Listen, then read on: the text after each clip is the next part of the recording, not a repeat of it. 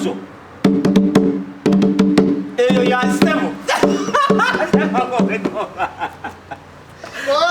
Kati soko nyugole ko tulire. Bulire ngome vugira wa. Bulire vugira wa mbemeko. Bulire vugira wa. Bulire vuga. Bulire vuga. Bulire vuga. Bulire vuga. Bulire vuga. Yefe banyo bizoto. Banyo bizoto. Jaja zoto. Bona kungoma. Yanga zoto. Kandi ya mazina. Fumero zoto. Ukonya kabina. Bese ngoma mtoka. Musajja losiri wala. Bwe batukole ebintu mutanda ku mazali baga mutanda. Kati tusanyukira obubaka bwe yatuwadde. Obwakisita. Atugulewo. Mu butongo. Ebadde lyaso.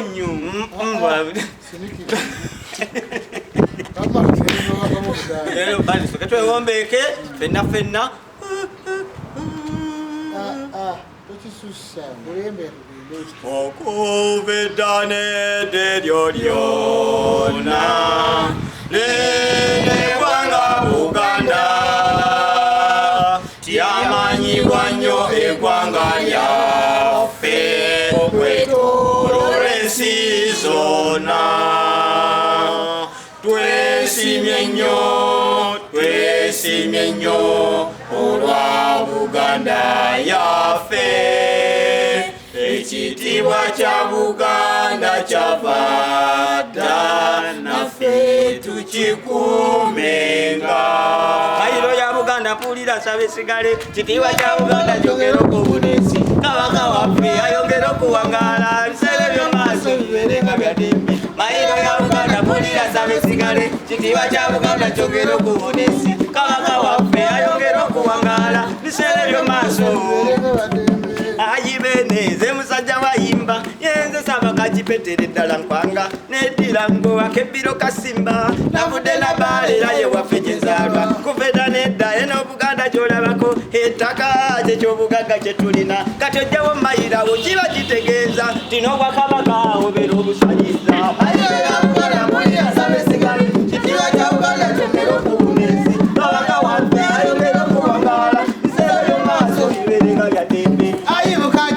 musajja batuse bodi kibatono peto yayimba erya kipume yalifula wangonge vudde singo era wafenyezalwa mukufuna maliro waliwo kusitana munda mu Buganda mwalimu okumwandagana era bajjajja mwe abantu bafa nnyo nga baagala Buganda esigale ng'emyasa nnyo Lwekyo mugireke kuwalirika amawanga mangi bonna Ssaabasajja yagakuuma mulira kusiima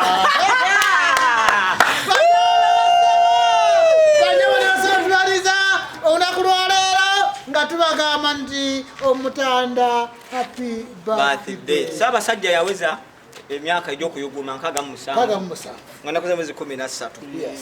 Tuzze olunaku olwaleero okumuyimbira happy birthday naye tusinga kwebaza obubaka bwe yatuwadde obw'amazaalibwa. Empologoma ya Buganda Pemmenku Bukaajumbe mpala bwa Lukebera omuti ogubala ensimbi n'ebikomo omwana wa Nabijjano atwagaliza amazuukira amalungi n'agamba naye ye Easter Nagamba naye manyi munyigirizibwa naye nga beesiimye abantu amazaalibwa gaabwe wamu n'omutanda abalabanga beekejja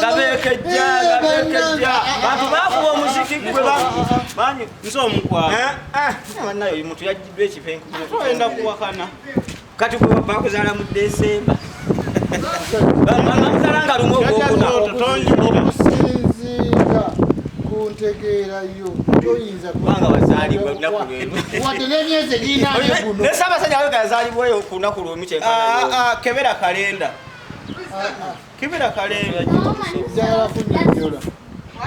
njagala kunyonnyola onyonnyola nze kati gwanyako onyonyole onanyonyole ono omuwala nyonyole nyonyole ki obubaka omutanda bwe yayogeresa ogenda kuwanika bwe nti Ssaabasajja mu bigambo bye yagambye nti nkimanyi munyigirizibwa ebintu mpuliriza obubaka bwa Ssaabasajja nange nzaani soga asigale wamu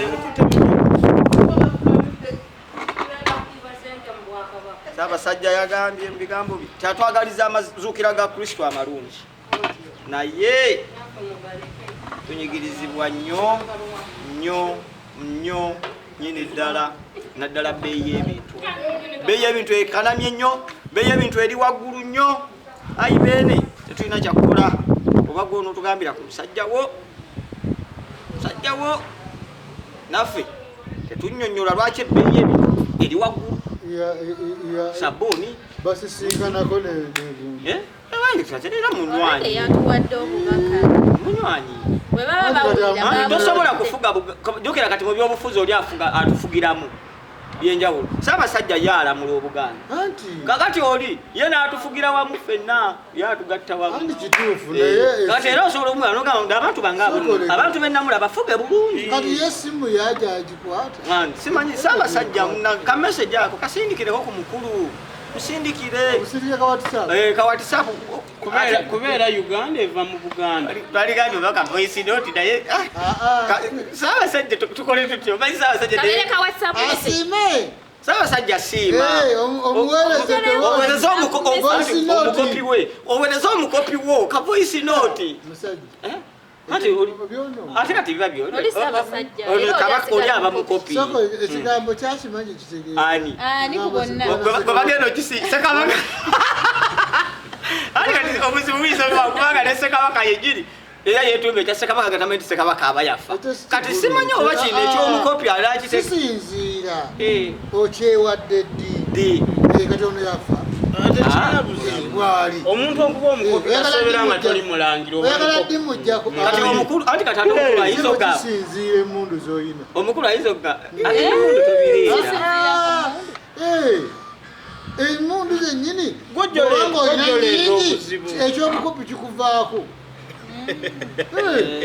tubalaba bano nga beeyisa kati kitegeeza ne sukaali okulinnya n'omunyu n'amafuta mmundu ati bw'oba ogambye ekyo nti nno kimuggyako obukopi olowooza bwe yamulinyisa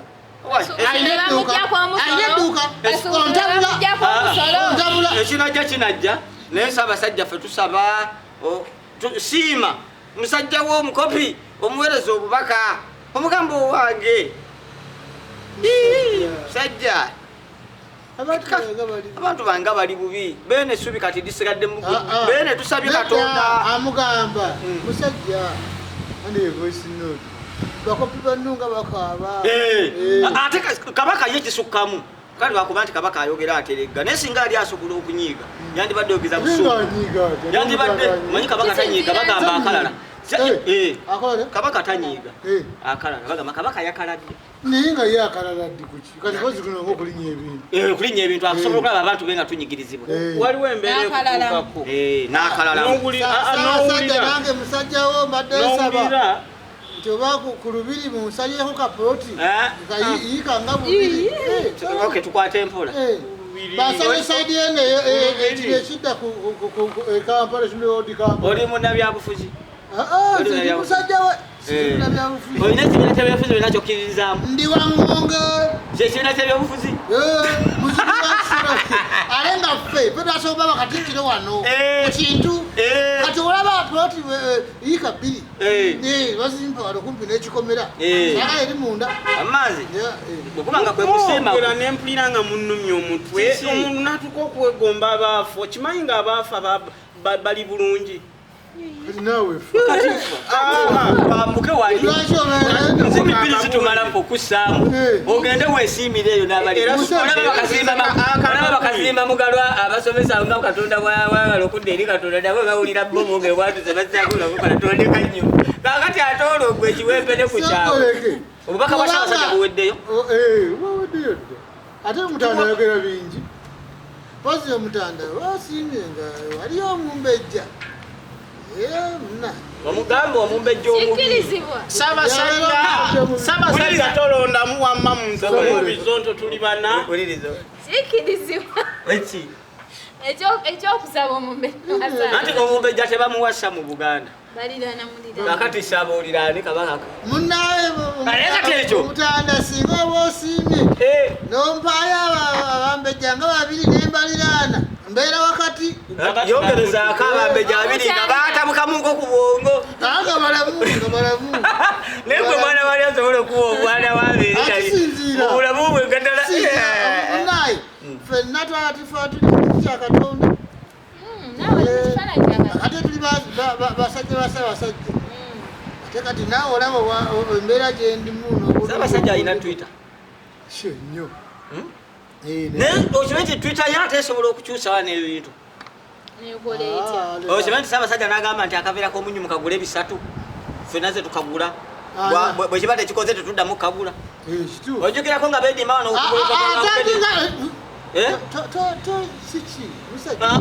nze njagala kulaga abantu bamanyi okunyomoola nnyo Obuganda. Ssaabasajja agambe nti omuti gwa sapuleti tukugule 1000.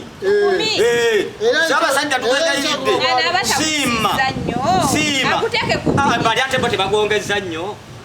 Bwe bali bagongeza beebuuza kwani. Waliwo ekisukka. Ssaabasajja asiime. Ssaabasajja siima. Batulagweko ku 1000. Kale ku 3. Omuti gwa 3 naye olukumi olutadde wala. Anti nabali batukyokooza nnyo. Ssaabasajja wootaali, Ssaabasajja tumutegeeze. Musajja we yeetonda. Ssaabasajja wootaali, musajja wa Alfonso Owiny-Dollo yeetonda. Tumanyi obubaka bwatu. Osoba omutanda taata mukama wange. Nga temunnakaaba muyiga okukozesa sabbuuni n'okukekkereza. Tukunnyonnyola nti musajjawo Lwasa bamweyimirira ow'e Masaka. Tunaabe omu. Bamweyimirira. Era omusajjawo Katoli w'amaali bubi. Naye yasimudde, yazzeeko engulu. Yayogedde. Yagamba tayagala amusondera. Ssaabasajja akkiriza Katoli bw'amakkirize tumusondere kasente kuba tukasonda lwa mukwano. Saba by'oyagala gwe kati singa osisinkana Ssaabasajja kati bwe kibaleeta wano omusinkanye biki by'oyinza okumusaba. Amusabalira anenze. Beera mwegendereza. Saba. Amusabalira anenze. Ekyo kiba kibonerezo kiba kirooto kyantiisa. Saba by'oyagala byonna osisinkanye Kabaka kati musabe by'oyagala. Ssebo Ssaabasajja. Togamba nti ssebo taba ssebo. Taba ssebo. Ssaabasajja nze nefuna omukisa kusisinkana. Akati kukibaleeta omuzisinkanye kakati gw'ogamba. Buulira beene mubuulire lopa. Ssaabasajja nze siina kye neesabira naye nsabira osabira nze omwami ono ali wa Kyengulu. Afune omuntu ng'amugyamu aleme kutambala nnyo okumuwa bambejja baffe otusaasire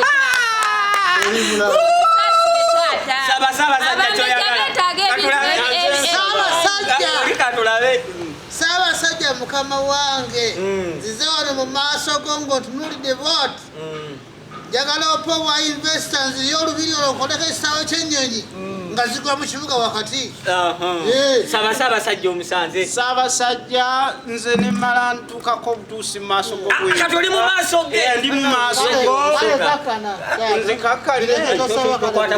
Nsaba ekintu eki nampa omukisa nembeera nga nsinkanako pulezidenti wa Uganda. Bannange kyenyinza okukola mukimanyi.